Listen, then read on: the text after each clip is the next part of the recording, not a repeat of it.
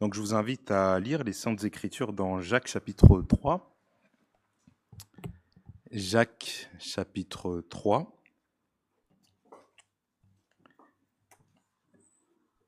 Et on va lire les versets 1 à 12. Jacques chapitre 3, versets 1 à 12. Mes frères, qu'il n'y ait pas parmi vous un grand nombre de personnes qui se mettent à enseigner, car vous savez que nous serons jugés plus sévèrement. Nous bronchons tous de plusieurs manières. Si quelqu'un ne bronche point en parole, c'est un homme parfait, capable de tenir tout son corps en bride. Si nous mettons le mors dans la bouche des chevaux pour qu'ils nous obéissent, nous dirigeons aussi leur corps tout entier. Même les navires, qui sont si grands et que poussent des vents impétueux, sont dirigés par un très petit gouvernail au gré du pilote. De même, la langue est un petit membre et elle se vante de grandes choses. Voici comment un petit feu peut embraser une grande forêt. La langue aussi est un feu, c'est le monde de l'iniquité. La langue est placée parmi nos membres, souillant tout le corps et enflammant le cours de la vie, étant elle-même enflammée par la géhenne. Verset 7. Toutes les espèces de bêtes et d'oiseaux, de reptiles et d'animaux marins sont domptées et ont été domptées par la nature humaine. Mais la langue, aucun homme ne peut la dompter. C'est un mal qu'on ne peut réprimer, elle est pleine d'un venin mortel. Par elle nous bénissons le Seigneur notre Père, et par elle nous maudissons les hommes faits à l'image de Dieu. De la même bouche sortent la bénédiction et la malédiction. Il ne faut pas, mes frères, qu'il en soit ainsi. La source fait-elle jaillir par la même ouverture l'eau douce et l'eau amère? Un figuier, mes frères, peut-il produire des olives ou une vigne des figues? De l'eau salée ne peut pas non plus produire d'eau douce. La parole du Seigneur. Et j'ai donc intitulé cette étude « Une orthophonie biblique pour être un homme parfait dans l'usage de la langue ». Et donc une orthophonie, alors vous verrez pourquoi j'ai utilisé ce terme. Une orthophonie, ça a un rapport avec la parole. Hein. Quelqu'un qui part faire de l'orthophonie, c'est quelqu'un qui a des troubles du langage. Hein. Donc de quoi traite ce texte? Que ce texte nous enseigne? Comment devrais-je utiliser l'usage de la langue? Car oui, en tant qu'enfant de Dieu, nous avons un langage à avoir. On ne peut pas parler de n'importe quelle manière. Et quand j'étais petit, justement, je viens d'en parler, j'avais des troubles et je confondais en fait plusieurs sons, même plusieurs lettres. Et en fait, c'était difficile pour moi de m'adapter, en fait, en quelque sorte, au langage de la société. Et chaque samedi, j'ai quelques souvenirs hein, quand je partais chez l'orthophoniste. Et voilà, d'où le fait que j'ai donné ce titre. Et c'est pareil hein, avec ce texte. Hein. Il y a un langage que nous devons adopter, que nous devons assimiler hein, en tant qu'enfants de Dieu. Le Saint-Esprit nous montre comment parler et de comment nous devons assimiler ce langage biblique à notre vie. Donc une orthophonie biblique pour être un homme parfait dans l'usage de la langue. Et la chose qu'on fait le plus, c'est parler. Je pense qu'on a tous fait ça aujourd'hui.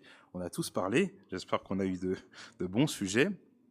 Les gens parlent et aiment beaucoup parler. Et puis c'est vrai qu'on peut se rendre compte, même surtout aujourd'hui, où voilà, il y a plusieurs, par exemple, des émissions politiques où, par exemple, des personnes, des fois, s'interrompent et ils veulent reprendre le dessus, ils parlent.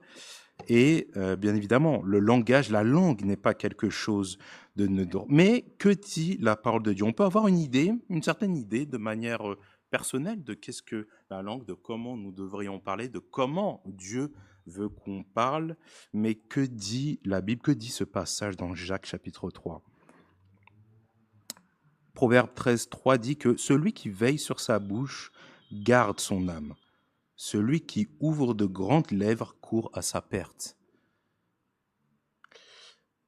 Donc, premier point, la mise en garde pour les enseignants dans l'usage de la langue, au verset 1. Nous devons, je pense, discerner. On doit discerner le don que Dieu a mis en nous. Un don qui n'est pas exercé dans une assemblée, peut-être un gâchis, mais il y a des règles à respecter. Et c'est ce que Jacques, justement, dit et qui a relevé, en fait, comme problème dans cette assemblée. Et on comprend très vite qu'au verset 1, il y avait un souci. Il y avait un souci, on peut relire ce verset, il dit que, mes frères, qu'il n'y ait pas parmi vous un grand nombre de personnes qui se mettent à enseigner, car vous savez que nous serons jugés plus sévèrement. Et dans Éphésiens 4, on peut dire, et il a donné les uns comme apôtres, les autres comme prophètes, les hommes comme évangélistes, les hommes comme pasteurs, docteurs pour le perfectionnement des saints en vue de l'œuvre et du ministère et l'édification du corps de Christ. Donc on ne peut pas en fait s'approprier en fait une fonction, on ne peut pas s'approprier un ministère au sein de la maison de Dieu, parce que la suite ne peut qu'un désastre. Et ça me fait penser, je l'avais noté, que Lydia en fait m'avait raconté que dans son église en Kabylie en fait il y avait quelqu'un en fait qui demandait beaucoup de fois au pasteur, voilà, pasteur, je veux enseigner, je veux absolument donner un prêche, absolument parler devant l'assemblée. Bon, mais le pasteur lui a dit non, c'est pas comme ça que ça se passe. Il faut avoir un appel, il faut que cela vienne de Dieu. On peut pas s'élever comme ça. Et il comprenait pas, il insistait. Les semaines passèrent et il lui a dit ok, bon vas-y, prends la place. Et en fait, il avait préparé quelque chose, je sais pas ce que c'était, je crois il parlait de Moïse. Et en fait, il était bloqué. Il ne pouvait plus parler. Il répétait sans cesse la même phrase, mais il était bloqué. Et c'est pour cela qu'on, non seulement on ne s'approche pas de Dieu de n'importe quelle manière, et on l'a vu, on a pu le voir avec la Sainte Seine dimanche dernier. Donc on ne peut pas s'improviser enseignant, c'est Dieu qui place. Et toujours dans le verset 1, car il y aura un jugement plus sévère, car vous savez que nous serons jugés plus sévèrement. Et c'est une œuvre tout à fait admirable, louable, honorable de servir le Seigneur dans ce ministère. Et Paul d'ailleurs le dit à Timothée que cette parole est certaine, si quelqu'un aspire à la charge d'évêque, il désire une œuvre excellente. C'est une œuvre excellente. Et nous allons voir par la suite de cette méditation que la langue constitue presque notre avenir éternel. Par notre langue, on récolte et récolterons les fruits. Et Jacques dit que, attention, on sera jugé plus sévèrement. Un jour, moi, je devrais rendre compte de ce que je vais dire ce soir devant le Seigneur, seul à seul. Et un professeur me disait qu'une mauvaise exégèse, donc une mauvaise interprétation des Écritures, on peut perdre plusieurs de vies humaines. Donc c'est important, c'est un gros poids. C'est pour cela qu'il faut prier pour nos deux pasteurs ici. Chaque enseignant rendra compte devant le Seigneur. Jacques ne dit pas ici que ceux qui enseignent seront forcément jugés, non, mais qu'il y aura des comptes à rendre. Et notre ami Jacques avait relevé cela. Et pour clôturer ce premier point, je pense qu'il est bon de se rappeler de cet épisode où quelqu'un dans la Bible a voulu s'improviser, a voulu s'approprier, on ne parle pas forcément d'enseignement, mais qui a voulu s'approprier une fonction d'autorité. Très rapidement, il s'agit de l'épisode Adonijah. Adonijah qui a voulu prendre de l'autorité. Dans un roi. L'histoire d'Adonijah ne parle pas d'enseignement, mais il nous montre qu'on ne peut pas improviser de l'autorité.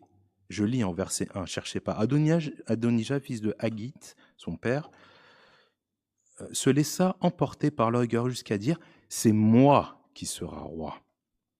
Et il se procura un char et des cavaliers et une 50aine d'hommes qui couraient devant lui. Et on connaît la suite, c'est un désastre.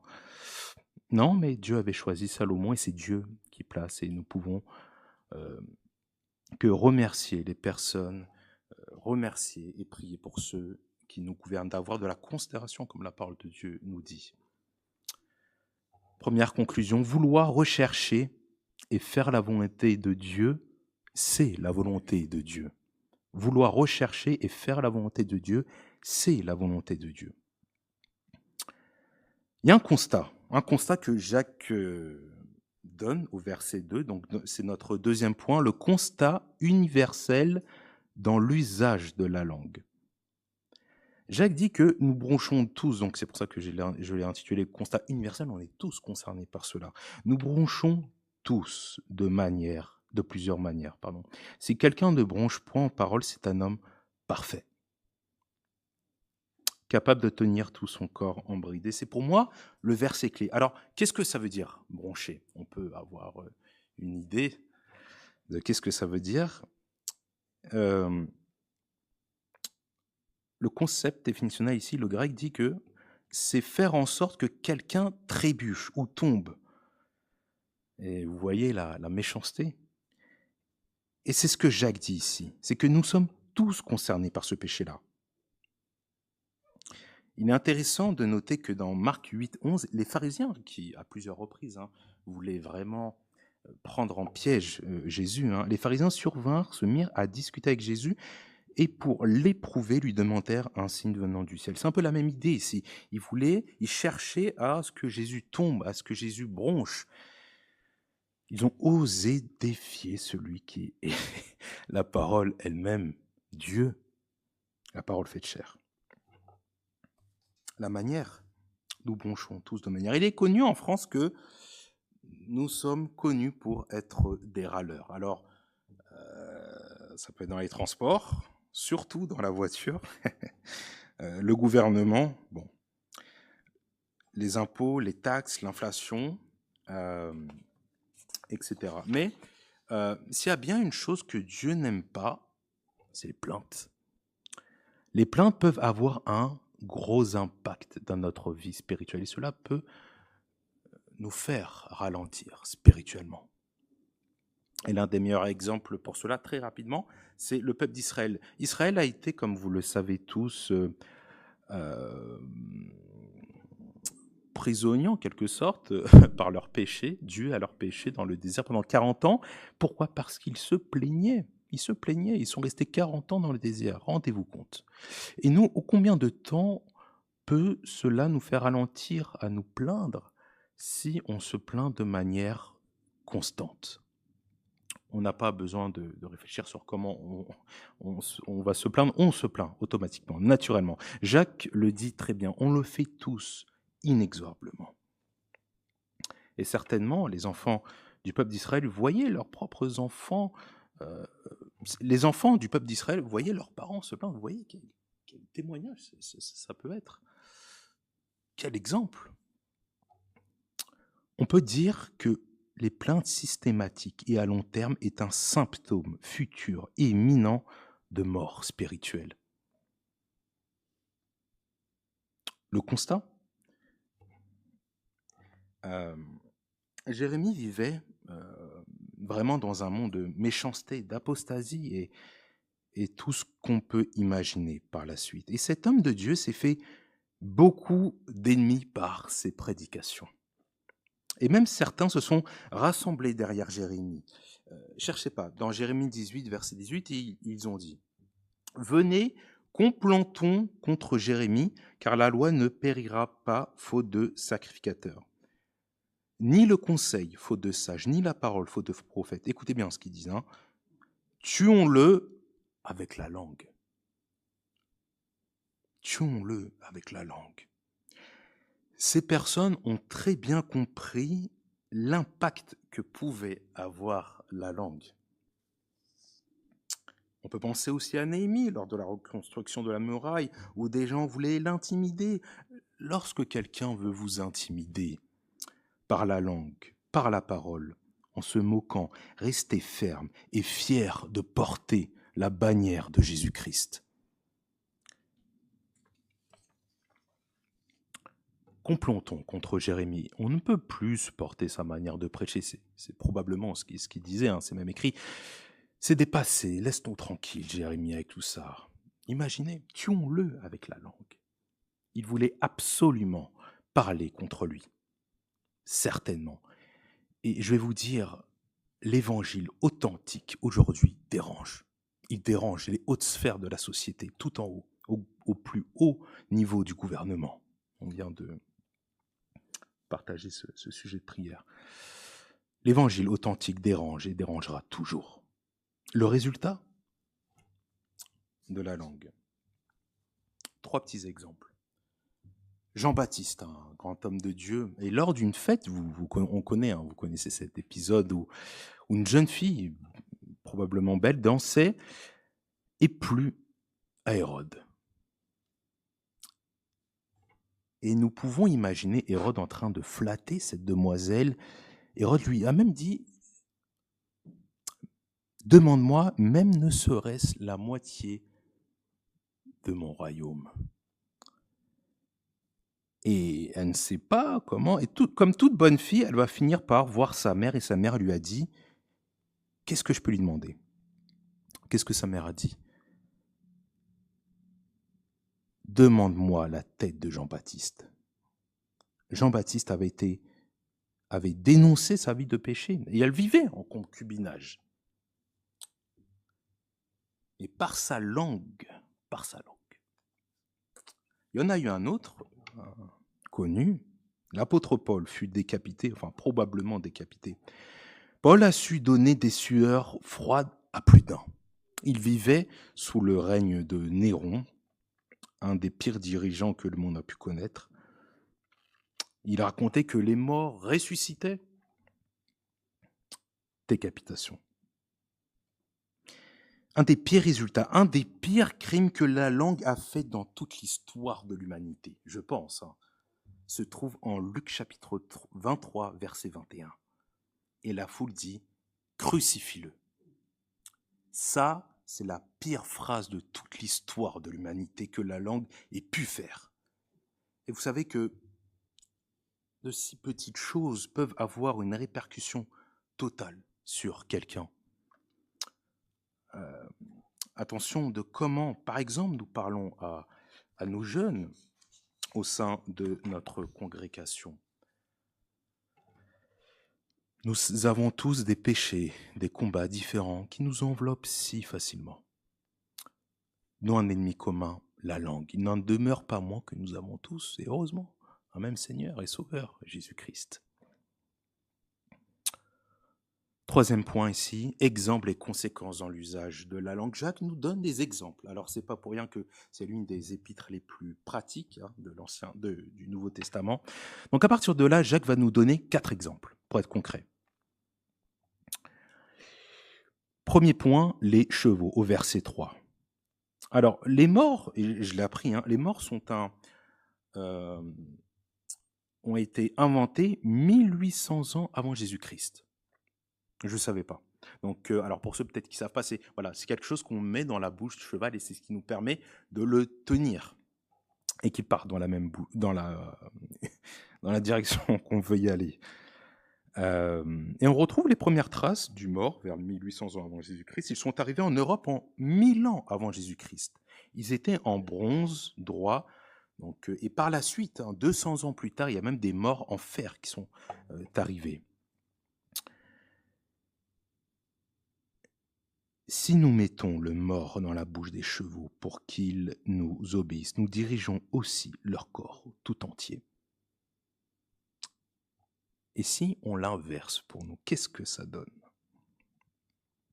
Jacques parle aussi des navires, verset 4.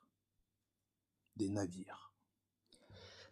Dans la nuit du 14 au 15 avril 1912, moins de 3 heures après avoir heurté un iceberg, sombrait au large des côtes de Terre-Neuve, dans les eaux glaciales de l'Atlantique Nord, l'un des plus grands et luxueux navires de son temps, le Titanic. Ce palais flottant de 269 mètres de long et 28 mètres de large. Et comptait même 8 étages, reliés pour 3 d'entre eux par des ascenseurs, etc. Bon, on ne va pas parler du film. Mais l'idée ici, c'est de parler de l'impact que cette hélice a eu à ce moment lors de la collision. Et ce bateau pesait, vous savez combien ? 52 000 tonnes. il y avait 3 hélices, et les hélices mesuraient 7 mètres. Vous vous rendez compte, 7 mètres pour diriger un bateau de 53 000 tonnes. On peut dire que la langue est petit, mais puissant. Petit, mais très puissant. 3e exemple, dans la nature, il parle du feu. Il y a beaucoup de feux de forêt, que ce soit en Italie, en Grèce, mais surtout la Kabylie a connu une époque d'incendie assez, même criminel, hein, mais ce n'est pas l'idée ici. Et le feu part très très vite. Ça part très très très vite. La langue appartient au monde de l'iniquité, et cela peut être la fin de certains. Quelle fin? Le feu éternel. C'est pour ça que Jacques, en fait, utilise la langue et l'associe au feu. Et Jésus le fera aussi. C'est pas pour rien. Il veut dire indirectement par là que si on utilise le plein potentiel de la langue, cela peut terminer dans le feu éternel. 4e exemple, dans nos membres, verset 6. La Bible dit que tel qu'il parle légèrement blesse comme un glaive. Il y a des gens, des chrétiens même, qui peuvent penser, et puis c'est normal, qui peuvent penser que le péché par excellence, c'est l'adultère, ou qui hiérarchise le péché. Bon, déjà, on ne peut pas penser ça du péché, mais c'est vrai qu'il y a des péchés qui ont plus de conséquences que d'autres, bien évidemment. Mais la langue est un membre, un outil malheureusement quasi présent dans le péché. Vous pouvez prendre n'importe quel péché, la langue sera là. Et il y a 6 choses que l'Éternel est. Et parmi ces 6 choses, la langue menteuse. Salomon dit, les lèvres fausses sont en horreur à l'Éternel, mais ceux qui agissent avec vérité, lui, sont agréables. Pierre avait une langue. Nous, on a une langue. Pierre a trahi le Seigneur 3 fois. Quel genre de langue avons-nous? Je n'ai pas l'autorité pour en parler, et puis on ne va pas rentrer dans le fond, mais ces derniers mois, notre Église, certaines personnes ont été blessées à cause de quelqu'un qui avait une langue non maîtrisée. Et voyez combien cela peut avoir un impact. Moïse avait une église dans le désert qui faisait que de murmurer à ciel ouvert, dans le désert. Et même à un moment donné, Moïse a failli dans ce domaine. Il avait conduit de manière tout à fait fidèle le peuple d'Égypte jusqu'à la terre promise, mais un jour, il avait perdu patience. Moïse avait perdu patience. Et que s'est-il passé? Il n'a pas pu rentrer dans la terre promise. Pourquoi? Parce que la Bible nous dit qu'il avait parlé avec légèreté. Psaume 130, verset 32. Ils irritèrent à l'Éternel près des eaux de Mériba, et Moïse fut puni à cause d'eux, car ils aigrirent son esprit. Il s'exprima légèrement des lèvres. Dieu lui a dit, ton ticket pour la terre promise, je te l'enlève. On voit la sévérité de Dieu envers son serviteur. Et ce sujet, ce thème devrait nous parler. L'ancienneté dans le Seigneur, ça ne veut absolument rien dire. Moi, j'ai été blessé par plus... Tout le monde peut se dire ça, par des chrétiens qui ont plus de 30 ans dans la vie chrétienne. Ça ne veut rien dire. On peut tous être blessés et blessés. Attention. Notre langue constitue de manière directe un impact sur notre vie spirituelle. Son action ne sera jamais neutre, sa destination exclusive et son arrivée certaine. 4e point, la puissance dans l'usage de la langue.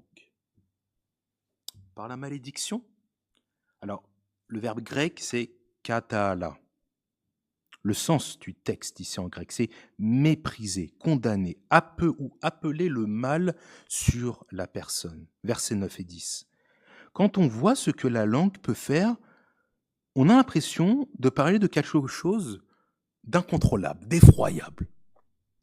Et pourtant, c'est quelque chose qu'on a tous. La langue a le pouvoir de tuer un pasteur.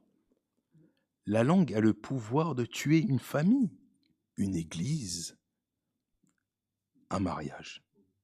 Satan travaille beaucoup avec la langue. Il a travaillé avec la langue de Judas. Et oui, il est où en ce moment, le Judas? À cause de sa langue. Par sa langue, il s'est maudit lui-même, on peut le dire, en réalité. Jacques ne passe pas par quatre chemins. Il dit que la langue est un venin mortel. C'est un danger. Attention. On a tous ce venin. On peut arriver un dimanche. Alors ce passage, il peut être il peut vraiment servir d'expérience tous les dimanches matins. On ne peut pas arriver dimanche matin, dire Alléluia, Amen, merci Seigneur, et 3/4 d'heure avant avoir eu un accrochage. Non. Jacques il dit ici, non, c'est pas possible mes frères. Trouvez-vous vraiment cohérent le fait de louer le Seigneur tout en méprisant son frère ou sa sœur? Non. Si vous pouvez tourner avec moi dans Matthieu 5, verset 22. Pour ceux qui peuvent, Matthieu 5, 22. Mais moi, je vous dis, c'est Jésus qui parle ici, hein, c'est le grand frère de Jacques qui parle. Mais moi, je vous dis que quiconque se met en colère contre son frère mérite d'être puni par les juges. Que celui qui dira à son frère raka, ce qui veut dire idiot, mérite d'être puni par le sang et drain. Et que celui qui dira insensé mérite d'être puni par le feu de la chaîne. Est-ce que ça ne vous rappelle pas un verset? Le verset de son petit frère que Jacques a écrit. C'est un avertissement que Jésus nous donne ici. Attention, attention. Le même que Jacques a dit au verset 6, la langue aussi est un feu. C'est le monde de l'iniquité. La langue est placée parmi nos membres, souillant tout le corps et enflammant le cours de la vie, étant elle-même enflammée par la gêne. Mais, et heureusement, on peut dire beaucoup de bonnes choses. Hein. Heureusement que ça ne s'arrête pas là. On peut dire beaucoup de choses hein, avec la langue. Merci Seigneur. Par la bénédiction. Le terme grec ici, bénédiction, c'est evlogia, au verset 9. Par elle, nous bénissons le Seigneur, notre Père, et par elle, nous maudissons les hommes faits à l'image de Dieu. De la même bouche sortent la bénédiction et la malédiction. Salomon dit que la langue des sages apporte la guérison. La langue peut guérir. Et on peut guérir des frères, des sœurs, par notre parole. Mais Jacques nous donne ici une indication sur l'élément premier, ou du moins, quel est le premier rôle de la langue ici, c'est bénir Dieu. Il le dit, bénir Dieu. Alors, quand il dit bénir Dieu, ça ne veut pas dire de donner de la bénédiction à Dieu, non, c'est par là de dire que, voilà, dans le sens de adorer Dieu, lui être agréable, c'est dans ce sens-là. La mort et la vie sont au pouvoir de la langue. Quiconque l'aime en mangera les fruits. Le dernier point, verdict, le verdict dans l'usage de la langue. Versets 11 et 12 de Jacques. La source fait-elle jaillir par la même ouverture l'eau douce et l'eau amère? Un figuier, mes frères, peut-il produire des olives ou une vigne des figues? De l'eau salée ne peut pas non plus produire de l'eau douce. Est-ce que ça vous rappelle quelqu'un dans sa manière de parler? Moi, ça m'a fait beaucoup penser aux questions rhétoriques, en fait, à la manière de comparer les choses avec Jésus. Ça me fait beaucoup penser à la manière de penser que Jésus a. Et la création de Dieu nous le montre. On peut trouver des fontaines d'eau douce, des fontaines d'eau salée ou amère. Mais jamais ces deux sortes d'eau ne sortent par le même goulot d'une fontaine. On trouve toutes sortes d'arbres à fruits, chacun produit son propre fruit, chaque eau, sa propre eau, mais jamais un arbre ne peut violer ces lois fondamentales que la nature, que Dieu a instituées. Donc il y a beaucoup de fontaines amères, douces. Et Jacques dit ici, il prend un ton très solennel. Il ne faut pas, mes frères, qu'il en soit ainsi. C'est pas normal, c'est pas cohérent, c'est méchant. C'est méchant. Et Dieu ne veut pas de cela. Et les questions rhétoriques que Jacques fait ici, la source fait-elle jaillir? Encore une fois, je répète, la même ouverture, l'eau douce et l'eau amère. Un figuier, mes frères, peut-il produire des olives ou une vigne des figues? De l'eau salée ne peut non plus pas produire de l'eau douce. Peut-être qu'il avait adopté cette manière, quand il écoutait sûrement Jésus plusieurs fois, et peut-être il avait adopté le même genre de narration et de questions rhétoriques. Quel arbre sommes-nous et quelle eau sommes-nous? Et je vais terminer par ce verset pour accompagner dans notre prière. Psaume 139, verset 23. Sonde-moi, ô Dieu, et connais mon cœur. Éprouve-moi et connais mes pensées. Regarde si je suis sur une mauvaise voie, et conduis-moi sur la voie de l'éternité. Voilà, que le Seigneur bénisse sa parole et prions dans ce sens.